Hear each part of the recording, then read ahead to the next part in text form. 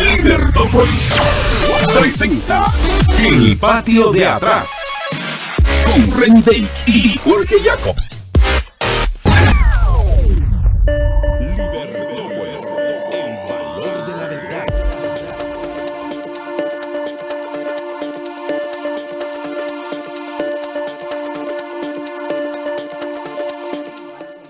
Se preocupa por tu bienestar y por eso da algunos consejos de seguridad y comentan que han habido páginas de dudosa procedencia que han estado intentando suplantar a la página de Banco Industrial, y entonces para ello, para evitar problemas, lo que le recomiendan en el banco es que usted ingrese al BI en línea web directamente y usted escriba en el teclado la dirección en lugar de agarrar algún link o cualquier cosa que le llegue a su computadora, sino que escriba así completamente el BI en línea.bi.com.gt para que usted esté seguro que está ingresando a la página del banco y no a alguna otra. Pues cabal, eso te quería decir, Jorge, a mí me pasó. O sea, sí. Ahorita en estos fechas de fin de año y de inicio de año, te mandan desde, mire, su cuenta va a ser desconectada hasta, mire, se ganó un premio, mire, el depósito que hizo los rechazaron. Entonces, pero no dice, pero o sea, no dice ningún depósito. Exacto, no, algo así, pero ¿cómo así, verdad? Entonces, lo que hay que hacer, porque cabal te dice, denle clic, así como no, lo que hay que hacer es irse a una pestaña, digamos, directo del internet, escribir la página web del banco y entrar uno directamente para revisar. En mi caso, lo que hice fue llamar y preguntar, miren, ustedes mandaron un correo de tal y tal característica, ¿no? Ah, pues le cuento que están mandando correos, ¿verdad? Y ya lo borré porque solo lo miré y ¡bum! De una vez a borrarlo. Sí, yo esos correos así ni los veo siquiera, literalmente. A mí solo me apareció como en el aviso de la pestaña, yo solo miré y dije, uy, esto no me parece raro, a borrarlo de una vez. Sí, así que ya sabe, entonces mejor ingrésalo usted por su cuenta, que es lo que tiene que ingresar es bienlinea.bi.com.gt. No ingrese desde ningún otro enlace ni caiga en engaños. Banco Industrial, juntos siempre hacia adelante. Y bueno, pues estamos ya en el patio de atrás, así que le damos la bienvenida a Reni, aunque ya estuvimos conversando con ella, pero ¿qué tal, Reni? ¿Cómo estás? Buenas tardes. Muy buenas tardes, Jorge, muy buenas tardes a todos nuestros oyentes. Hoy estamos en nuestro segundo programa del patio de atrás del año 2023, ya estamos casi que en la mitad de enero y ni cuenta me he dado todavía. Y hay muchos temas que platicar de lo que pasa en nuestro patiezote de atrás, que es Estados Unidos y su relación con el mundo. Hay algunas cositas que vamos a platicar. La primera es los pendientes de lo que estaba pasando en la batalla de los cambios de balance de poder después de las elecciones de mitad de periodo, qué cosas dejamos pendientes en el tintero la semana pasada y cómo es que se han puesto de acuerdo finalmente los republicanos para elegir presidente o mejor dicho, vocero, speaker, sería la traducción más cercana en español. Realmente en la traducción correcta en español es presidente de la Cámara. Es presidente de la Cámara es que sí va a ser escalar la diferencia. En la traducción literal sería vocero, pero no es realmente un vocero, es el que habla a nombre de la Cámara o a nombre, entonces es el presidente en la práctica. Luego vamos a estar hablando de la cumbre de los tres amigos, o sea, la visita del presidente de Estados Unidos, Joe Biden, a México, y del primer ministro de Canadá, Justin Trudeau, y obviamente platicar un poco de los chismes y de las anécdotas, así como qué cosas pudieron haber estado hablando y cuáles son los acuerdos o los temas que se pusieron sobre la mesa.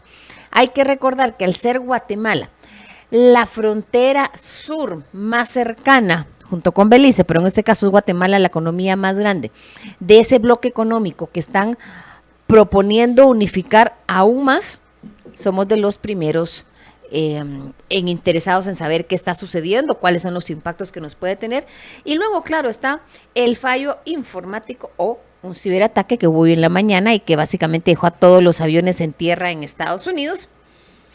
Y antes de comenzar, Jorge, ¿por qué tema quieres que hablar? No quiero dejar de mencionar que hoy se celebra el Día en contra de la trata de personas, es el día el día azul se le dice, y básicamente se busca crear conciencia en los países, no solamente en Estados Unidos, de lo que es el crimen de la trata de personas. La trata de personas es que se comercian con personas con intereses o con fines de explotación, ya sea sexual, pornográfico, de trabajo como esclavos, etcétera. Entonces, eso es muy importante que estemos conscientes, no es muy distinto el tráfico de personas a la trata de personas. La trata de personas puede implicar uso de la fuerza, fraude o coerción a cambio de trabajo, servicios o actos sexuales comerciales, básicamente explotación o trata de personas. Así que, Jorge. Pues yo diría que démosle así en orden cronológico. O sea, primero lo del speaker, luego lo de los free amigos y luego lo del FA, si te parece. Ok, me parece. Y si da tiempo, pues algo más. Algo más, sí. Y te quiero comentar que hoy es el día que nació pero en 1755, Alexander Hamilton, que es considerado uno de los founding fathers de Estados Unidos. Y él nació en lo que actualmente es la isla de San Kitts y San Nevis en el Caribe. O sea, no nació en territorio estadounidense, sino nació en una colonia británica que era una pequeña islita que en esa época se llamaban las Islas Leeward Británicas. Y obviamente haber sido ciudadano inglés.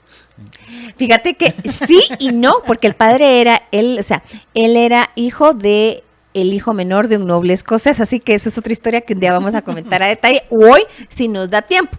Pero entrando a los temas pendientes de los cambios de poder en Estados Unidos en el legislativo, primero, Jorge, no quisiera dejar de mencionar o de recordar que el 3 de enero, el senador Patrick Leahy, que fue senador por casi 50 años de Vermont, padrino mágico, como esa caricatura que mirábamos cuando éramos niños, o sea, era el gran amigo de ciertos grupos de izquierda, se retiró junto con en Guatemala, de otros países.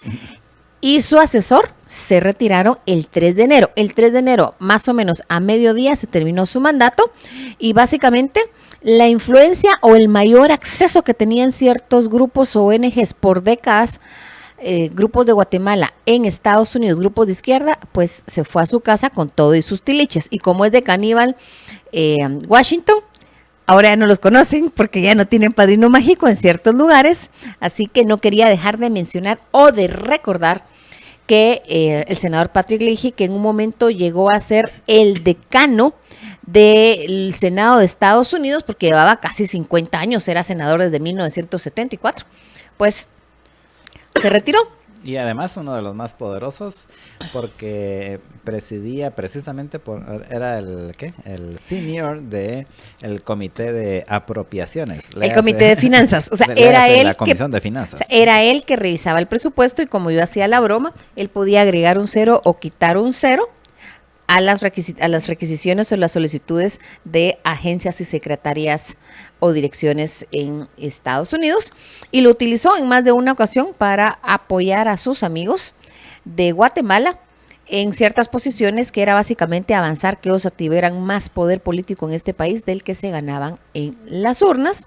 Así que el senador Leahy se retiró el 3 de enero y no el 3 de enero, sino creo que fue el 1 de enero, asumió alguien de origen guatemalteco como secretario de Estado de Ohio. Él trabajó con el vicepresidente Mike Pence. No quería dejar de mencionar quiénes se van, quiénes entran. No es el mismo lugar, pero son como las variaciones de temas políticos. Y la semana pasada mencionamos también que llegó una congresista por Chicago, Illinois, de padres guatemaltecos, nacida en Estados Unidos, que tiene 38 años y estamos viendo si logramos conseguir entrevista con ella, así que no lo ofrecemos de un día para otro, pero esperemos que nos conteste. Entonces, eso fue quienes entraron y quienes se fueron. Y ahora, ¿qué te pareció la batalla que estábamos platicando el miércoles pasado entre los propios republicanos para elegir al presidente de la Cámara Baja?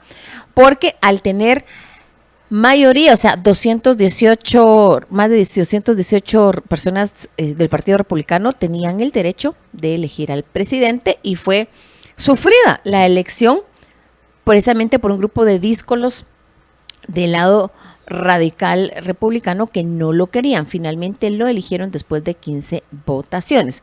Más o menos eso fue en la madrugada del sábado. Jorge, ¿qué te pareció y qué quieres agregar al respecto? Pues a mí me pareció interesante el proceso de la selección. Y es interesante que se hayan ido a todas esas rondas y que en casi todas, hago la salvedad, obtuvo más votos el candidato demócrata que el republicano, porque como ellos eran así en línea los 212 representantes, bueno, son como 210 creo yo, porque hay 2 o 3 que son independientes, pero que votan con los demócratas, pero básicamente eran los 212 que votan con el Partido Demócrata, pues los 212 votos recibió el candidato del Partido Demócrata. Una forma de hacer ver que los republicanos estaban matando entre ellos mientras que los demócratas estaban alineados. Me contaba una amistad, no recuerdo si salió en la prensa, que hubo un momento entre los advisors demócratas, o sea, no congresistas, sino advisors, o sea, toda la gente que trabaja ahí en plantel, llegaron con café a ver la pelea entre los republicanos y uno llegó muy descaradamente con una bolsa de poporopos y comenzó a repartir dentro de los propios demócratas, como si fuera una película o un show. Un momento en que uno de los congresistas partidarios de Kevin McCarthy casi que le pega al líder de los díscolos republicanos de derecha radical, como los clasifican en las noticias, pero son como las anécdotas de, eso ya era de, como yo digo, miren, hay que sacar los poporopos y la bebida, y la gaseosa cuando hay relajos, ellos están ya con sus poporopos comiendo en la cámara, o en el piso, en el floor, como ellos le dicen, es como el hemiciclo. Sí, en el pleno del Congreso, para usar los términos chapines. Y pues me parecía interesante eso y que al final pues tuvieron que, para lograr convencer a este grupo, pues tuvo que hacer Kevin McCarthy muchas concesiones, que esas concesiones finalmente fueron legalizadas, por así decirlo, anoche o antenoche, no me recuerdo, el lunes en la noche, sí, que aprobaron las reglas que le llaman las reglas del 118 Congreso. Las reglas del Congreso, y entonces ahí establecen que cómo va a ser, es algo así, es que ponen las normas de cómo se pueden hacer las decisiones dentro del Congreso. Y entonces quizás la más importante, y que esa es la guadaña o la espada de Damocles que va a tener precisamente McCarthy a lo largo de sus 2 años, si es que logra llegar a los 2 años de ser el presidente, es que una de las normas que negociaron para votar por él es que con un solo representante republicano que cuestione su presidencia, se tienen que ir otra vez a votar, a ver si lo reeligen. O sea, básicamente no puede llevarle las contra a cualquiera de estos congresistas. Pues obviamente eso es parte de la negociación, porque ya lo pusieron ya dentro de las reglas aprobadas, eso de que o sea, con uno solo de los republicanos que cuestione su speakership, o sea, su presidencia, pues se abole la presidencia y otra vez hay elecciones. Entonces, mira, o sea, sí, por eso tengo que es la espada de Damocles que va a tener McCarthy los 2 años. Yo tengo mi tesis. Mientras estaban en esa batalla y en esa pelea, nadie estaba recordando que se estaban cumpliendo 2 años del ataque al Congreso de Estados Unidos, porque todo el mundo estaba mirando eso. Era como en un momento me dio la impresión que estaban hasta generando la distracción, porque mientras estaban en esa batalla contra McCarthy, la gente estaba mirando esa batalla y no se acordó que fue el 6 de enero, el segundo aniversario del ataque al Congreso, y también corrían rumores en pasillo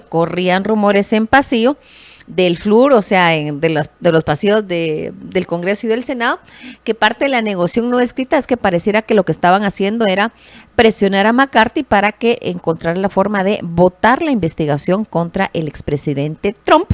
Y el expresidente Trump, en un momento dado, primero mandó un par de tweets públicos, sí, miren muchachos, dejen de estar fastidiando, y al final parece que hubieron fotografías de que una congresista, Marjorie Greene, que es una congresista muy leal a Trump, un momento, o sea, hay unas fotografías que no salieron aquí en Guatemala, pero sí salieron en otros medios en Estados Unidos, donde ella le está pasando su teléfono personal a los congresistas díscolos, y en la pantalla se ve DT, o sea, Donald Trump. Hay que recordar que era director técnico. Pues ahí, según lo que decían las noticias, era Donald Trump, parece que llamó uno por uno a los congresistas díscolos para que de esa forma pudieran como que alinearse, como que abogó por McCarthy. Me imagino que, órale, te voy a abogar por ti, McCarthy, pero me quitan ese pencazo que tengo del tema de la investigación que me dejaron digamos, la anterior legislatura. Temas interesantes. Mientras ellos no se ponían de acuerdo, en la práctica no había Cámara Baja o Congreso. Tenía que haber speaker para que pudiera juramentarlos. Y por lo tanto, todos, incluyendo los demócratas, no estaban ganando sueldos. O sea, era así como un día perdido, era un día que no estaban ganando. Hubieron, digamos, anécdotas que habían llegado a la votación número 14 y McCarthy perdió por un voto. Y entonces, bueno, vamos a ir a receso y nos vemos el lunes. Pero pareciera que al final uno cambió, el más díscolo, y les fue a decir, ¿saben qué? Voy a votar a favor tuyo. Y entonces, en la votación número 15, en la madrugada del sábado, logró ser electo McCarthy, los logró juramentar y entonces comenzaron a ganar sueldo todos. O sea, esas anécdotas que digamos que no se hablan mucho, pero que es interesante saber que mientras él no era electo, no había Cámara Baja en Estados Unidos. Desde el punto de vista de poder en Estados Unidos, digamos, de la sucesión presidencial, la tercera persona, o sea, de acuerdo a la ley en Estados Unidos, si se muere el presidente, asume el vicepresidente. Si muriera el presidente y el vicepresidente, el que asume es el speaker de la casa. O sea, el puesto digamos, el tercer puesto en caso de una crisis o digamos o el puesto de sucesión presidencial estaba vacío por 2-3 días. Era así como, miren, no puede ser posible. O sea, ¿qué pasa aquí? Pues, o sea, eran como cosas bien anecdóticas desde el punto de vista de seguridad nacional y desde el punto de vista práctico, porque incluso hasta los demócratas eran así como, jaja, el primer día qué divertido, pero ya el tercero no estamos ganando, ¿verdad? Sí, yo tengo que pagar. O sea, algo así como, muchacha, que ya se arregle porque no nos van a pagar, porque era ya, mientras no lo elegían y no juramentaban al Congreso, que en este caso es la 118ª legislatura, no les comenzaban a pagar. Estaban electos, pero no juramentadas. En la práctica había como un limbo legal bien interesante que no quería dejar de mencionar ahí. Sí, y otra cosa que me llamó la atención es el hecho de que legítimamente, de todos modos, McCarthy tampoco llegó a la mayoría. Lo que pasa es de que utilizaron un recurso que es el de votarse absente, como presente. Y, o sea, ahí estaban estos representantes, pero no votaban ni a favor de uno ni a favor de otro de los candidatos, sino que simplemente votaban como que estaban presentes. Entonces, estos que votaron como presentes no cuentan para el total de los votos y por ende para el total de la mayoría. Entonces, al final, Kevin McCarthy que obtuvo la mayoría con 216 votos, no con 218 votos.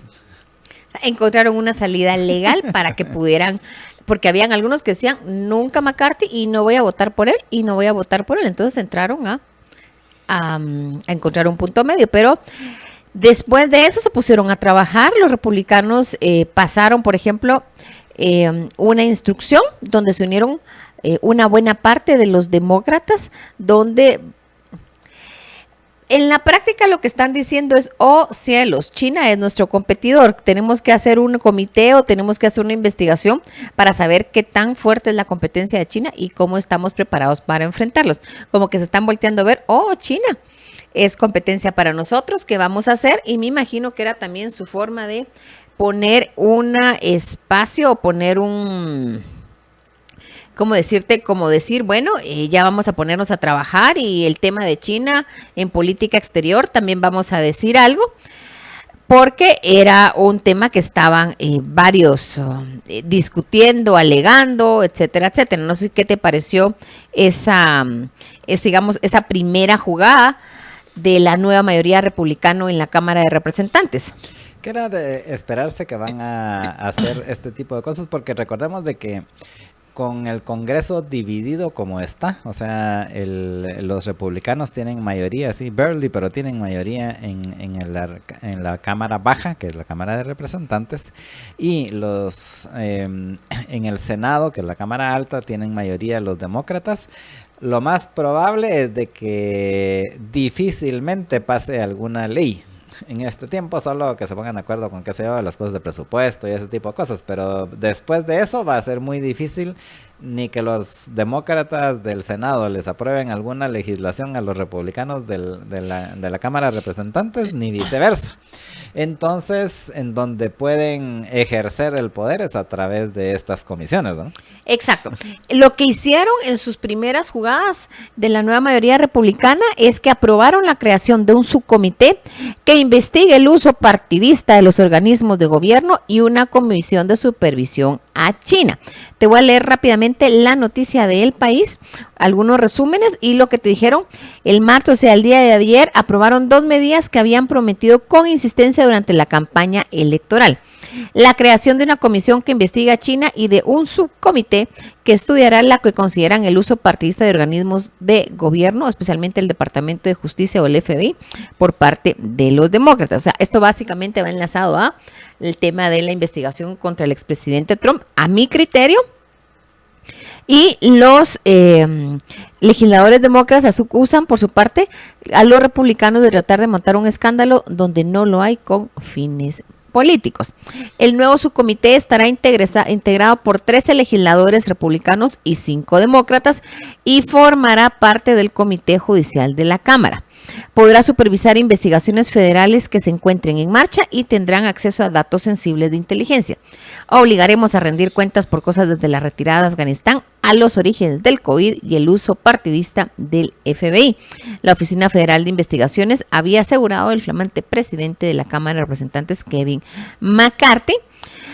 Entre los departamentos que el nuevo órgano podrá examinar se encuentran los encargados de investigar los hechos del 6 de enero del 2021 o cómo y por qué varias cajas de documentos clasificados salieron de la Casa Blanca para terminar en Mar-a-Lago, la residencia en Florida de Trump, quien se resistió a entregar esos papeles. El expresidente ha calificado ambas pesquisas como una caza de brujas. Lo que te decía, me imagino que le habrá dicho McCarthy, te vamos a apoyar, voy a abogar con los díscolos, pero lo primero que vas a sacar es X cosa para comenzar a quitarme los pencazos o poner mi posición al respecto desde mi punto de vista con el apoyo de la Cámara Baja.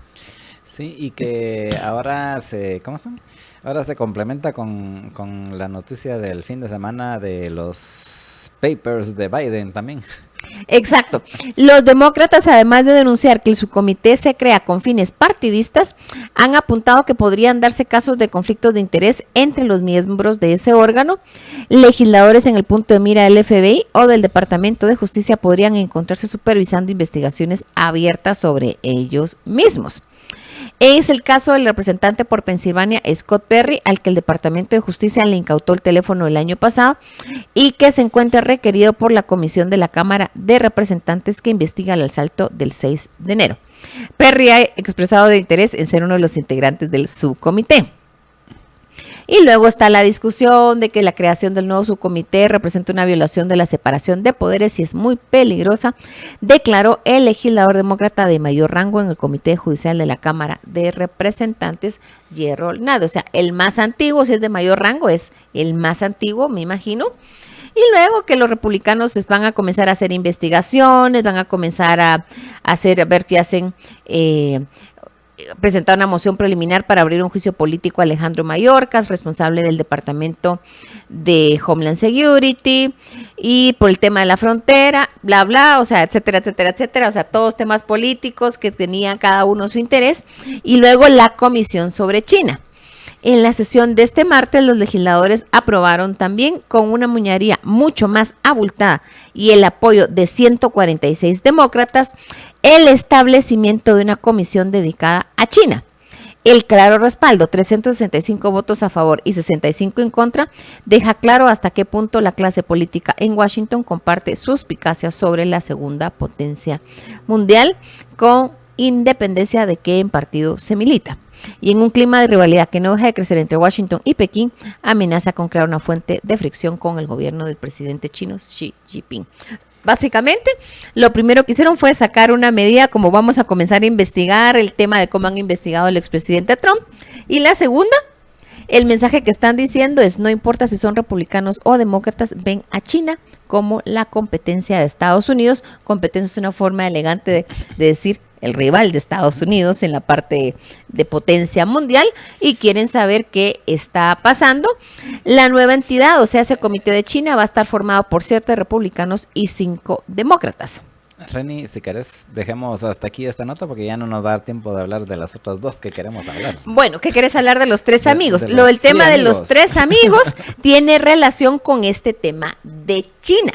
O sea, la reunión de los 3 amigos, que es como se llama coloquialmente la reunión del primer ministro de Canadá, el presidente de Estados Unidos, el presidente de México, se realizó desde domingo en la tarde-noche que llegó el presidente de Estados Unidos hasta el martes ayer noche en que se fue el presidente de Estados Unidos. Han sacado una lista de temas que van a mencionar, como por ejemplo, o acuerdos que han mencionado. El de Canadá quería hablar el tema de energético y una economía poderosa pero limpia. El presidente de Estados Unidos quería hablar de la amenaza o lo que implica para ellos el tema del fentanilo, el tema de migración ilegal hacia Estados Unidos, la parte económica, temas interesantes. Insistió mucho en México de la importancia que volteen a ver cómo atraer inversión en semiconductores a México, porque actualmente los semiconductores están más que todo la producción en China y Taiwán. O sea, están intentando hablar una relocalización de industrias estratégicas. No es solamente nearshoring, es friendshoring, que es el término que se está utilizando en ciertos foros en Estados Unidos de hay que poner la producción en los países que sean nuestros amigos. O sea, como voltearon a ver, mandamos todo a producir a China y ahora resulta que nos hemos metido casi que un tiro en el pie porque ahora hasta los semiconductores y los chips de celulares los produce nuestro enemigo. El día de mañana nos peleamos con ellos. ¿Y qué hacemos? Y los celulares. ¿Y qué hacemos, verdad? Entonces, estaban hablando de eso y cosas anecdóticas. No sé si quieres hablar de lo que más te divirtió, que fue el tema de dónde fue que aterrizó Biden y mi teoría de por qué aterrizó ahí. Sí, y esto es básicamente que, bueno, no sé si ustedes se recuerdan o saben, pero en el gobierno anterior de Andrés Manuel López Obrador, o sea, en el gobierno de Peña Nieto, ¿no? Empezaron la construcción de un gran aeropuerto nuevo. Y cuando llegó AMLO dijo, no, eso no sirve y vamos a hacer otro que va a ser más barato. Y entonces resulta que lo hicieron así, como a 40, 50 kilómetros de la Ciudad de México, hacia el norte. Pero el aeropuerto ha sido un rotundo fracaso, el aeropuerto de AMLO, al grado de que ya supuestamente ya está terminado, aunque realmente no está terminado. Y realmente son muy pocos las aerolíneas que están volando hacia el nuevo aeropuerto de la Ciudad de México, y la mayoría pues siguen llegando al aeropuerto tradicional, al que está el Benito Juárez, que está ahí adentro de la ciudad, y que básicamente está saturado, pero prefieren la saturación a tener que ir a volar ahí a 40, 50 kilómetros al norte. Y entonces, para efectos prácticos, el aeropuerto casi que es un aeropuerto fantasma, pero Joe Biden y el US Air Force One aterrizaron en ese aeropuerto a 50 kilómetros de la Ciudad de México. Entiendo, la versión oficial es que es así, bueno, no, ni siquiera la versión oficial porque no lo dijeron, pero se debería entender como que es una especie de apoyo de Biden hacia AMLO y su aeropuerto, que es su proyecto, ¿verdad? Que es el proyecto de AMLO, es el aeropuerto este. Y entonces es una especie de reconocimiento o de darle su palmada así a AMLO, aterrizar en ese aeropuerto. Claro que el mismo AMLO lo fue a recibir al aeropuerto. Yo tengo otra teoría al respecto. Ahora veamos la teoría de Reni. Mira, la realidad es que desde el punto de vista de seguridad, si bien habló Estados Unidos, hablaron en el tema, digamos, de lo que ellos llaman la epidemia del fentanilo, lo que está implicando para Estados Unidos y lo importante que es para Estados Unidos en el tema de que se investigue, porque el combatir tráfico de fentanilo para ellos es clave, porque está generando un problema de salud pública en Estados Unidos y la mayor parte del fentanilo de fentanilo está llegando desde México. No hablaron de la captura de Ovidio Guzmán, pero Dicen desde el punto de pero desde el punto de vista de seguridad, una de las alertas que había en el momento que comenzó la captura se supo que habían capturado Ovidio era, bueno, o sea, hay que poner una alerta más alta en el tema de los visitantes internacionales, puede pasar algo, miren la locura que pasó en Culiacán, etcétera, etcétera. Mi teoría es que desde el punto de vista de seguridad era más fácil mover al presidente Biden desde ese aeropuerto. Desde el punto de vista de aterriza el avión, era más fácil controlar, porque como no hay nada, puedes monitorear más qué es lo que está moviéndose alrededor, hasta el conejo que está brincando por ahí. Y dos, como Biden o cualquier presidente de Estados Unidos llega con todo y sus tiliches, como se diría muy coloquialmente, pero o sea, llega con todo su equipaje. El equipaje incluye a la Bestia, que es el auto que utilizan los presidentes de Estados Unidos por temas de seguridad, que es blindado, que los pueden atacar con un misil, igual sobreviven, lleva comida, lleva hasta sangre. No sé si ahí o en la ambulancia con la cual incluso viaja el Air Force One, con médicos especializados y sangre del tipo del presidente, o sea, esos van preparados para todo. Era más fácil aterrizar ahí con todo y su equipaje. Pero también hay que hablar de un tema que es una realidad. En nuestros países, con el tema de tecnología, en manos de no solamente de los gobiernos, sino de cualquier grupo criminal que pueda obtener o pagar un montón de cosas que se venden en el mercado negro, el lugar más seguro para que Biden pudiera platicar temas que quería hablar directamente con AMLO era la Bestia, porque la Bestia está blindada para que no los puedan escuchar o espiar. Fuera de eso, tú no sabrías, después de lo que pasó con Ovidio, si no tienen cosas especiales que salen ahí en las películas para estar escuchando las llamadas, etcétera, etcétera, estar espiando, etcétera. Así que la forma más práctica, si tú quieres hablar con el presidente de México, eres el presidente de Estados Unidos, es llevas a la Bestia. Le das jalón. Y le das jalón y te pasas una hora en el tráfico platicando. Los únicos que se van a enterar de lo que hablaron es el presidente Biden y el presidente López Obrador, si no se lo cuenta a nadie más, porque incluso de acuerdo a lo que estuve leyendo sobre las características de la Bestia, tiene una forma que ni el chofer puede escuchar lo que están hablando los que van atrás. Así que los únicos que se enteraron de lo que hablaron realmente Biden y AMLO, que probablemente eran los temas de alto interés de Biden, eran los que iban sentados con ellos en la Bestia. Y si solamente iban AMLO y Biden, solo AMLO sabrá qué fue lo que le dijo el presidente Biden. Y los traductores, o sea, iba el traductor oficial gringo, el traductor oficial mexicano y el presidente de Estados Unidos, el presidente mexicano, platicando una hora en el tráfico de México. Así que mi teoría es, lo hicieron a propósito. Puedo estar equivocada, pero... Y siempre hay un riesgo de seguridad con los traductores traidores, como diría alguien. Pues habrá que pasar, a ver qué pasa. Otro Pero tema. eso era relacionado no con que pueden decir la información, sino que cómo hacen la traducción de lo cómo que hacen hacen. la traducción. Pero en este caso, al final también es un riesgo de seguridad, ¿no? Ahí sí no sabría decirte. Un tema que no quiero dejar de mencionar dentro de las cosas que abordaron fue que iban a establecer un comité de especialistas para fortalecer el comercio entre los países de, digamos, de Estados Unidos, Canadá y México. Ahí donde te hablo de, están mirando el tema de nearshoring. O sea, pero están hablando más que todo de friendshoring. A pesar de los líos políticos que pueden tener AMLO y Biden, están mirando a México como el lugar donde ciertas producciones estratégicas para Estados Unidos pueden irse a colocar, porque están viendo a dónde se van a ir las producciones que estaban metidas, que están ahorita en China y en Taiwán. No solamente por el tema de que están mirando a China como un competidor, sino también por el tema de la pandemia y todo lo que implicó la disrupción del comercio, esa pandemia, por tener la producción tan lejos. Entonces, este comité de especialistas para fortalecer el comercio hay que ponerle el ojo, porque al final somos el país, la siguiente frontera de México. O sea, lo que esté pasando, cómo se están ellos integrando, tarde o temprano nos va a impactar para bien o para mal. Desde los acuerdos que vayan a hacer en el tema de combate al tráfico de drogas, el tema de seguridad, el tema de migrantes ilegales. México acordó aceptar recibir a los migrantes que quiera deportar a Estados Unidos que no cumplan los requisitos, y Estados Unidos dijo que va a recibir 30,000 migrantes o refugiados de Nicaragua, Cuba y Venezuela que cumplan ciertos requisitos, y el resto lo va a devolver ipso facto. Si entran por tierra, o sea, se los van a mandar de regreso a México.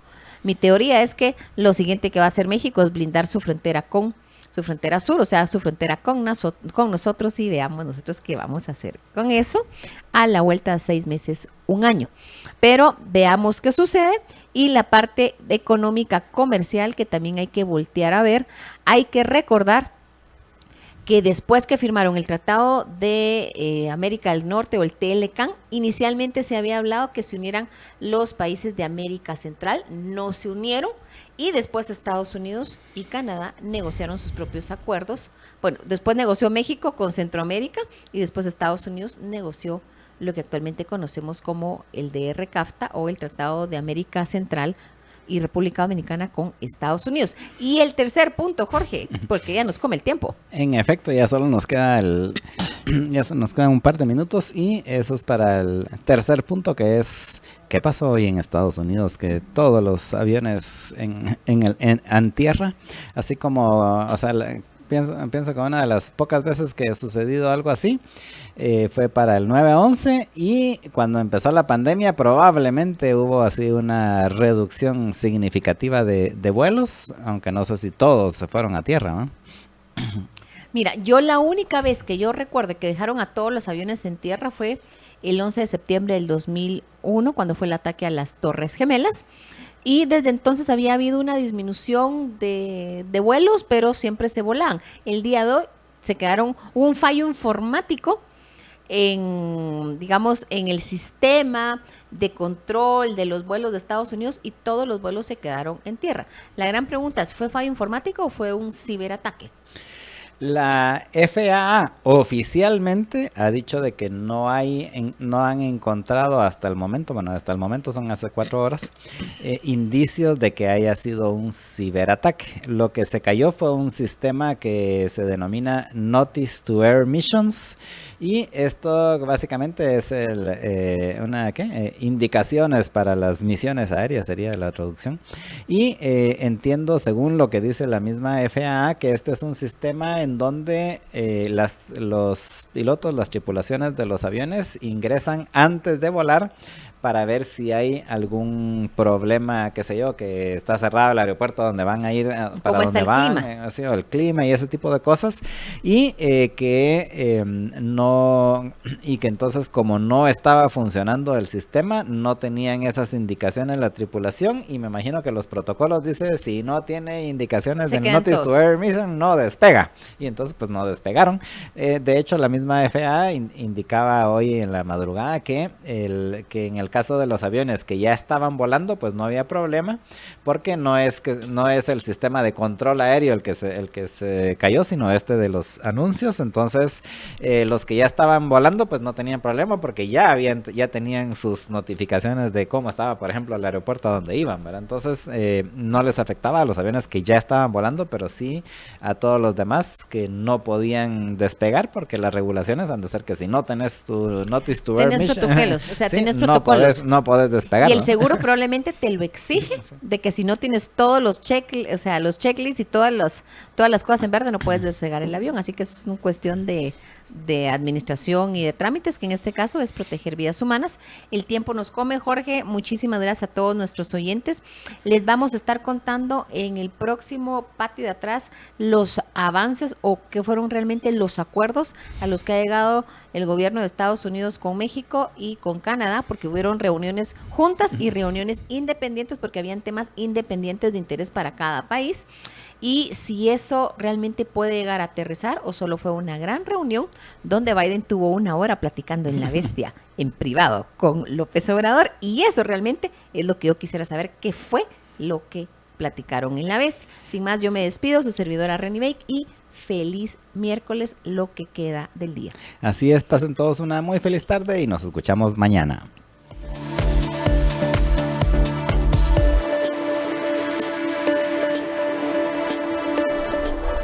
Libertópolis presentó El Patio de Atrás con Renny Bake y Jorge Jacobs.